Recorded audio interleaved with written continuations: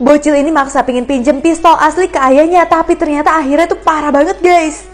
Jadi bocil ini minjem pistol, terus ayahnya bilang pistol aku itu bukan untuk mainan. Tapi tiba-tiba ayahnya kaget banget pas tahu bocilnya itu mengetahui tempat pistol dia sebenarnya dan dia akan mengambil pistol tersebut. Ayahnya udah bilang jangan, tapi bocilnya bilang aku pengen melindungi ibu karena kamu itu gak selalu ada di sini ayah. Sampai akhirnya si ayahnya baru menyadari kalau dari tadi dia itu cuma berhalusinasi aja, anaknya udah benar-benar meninggal. Karena waktu itu bocilnya mengetahui tempat pistol ayahnya, terus dia nggak sengaja menembak dirinya sendiri. Jadi ayahnya masih merasa bersalah banget. Dan akhirnya dia berhalusinasi terus.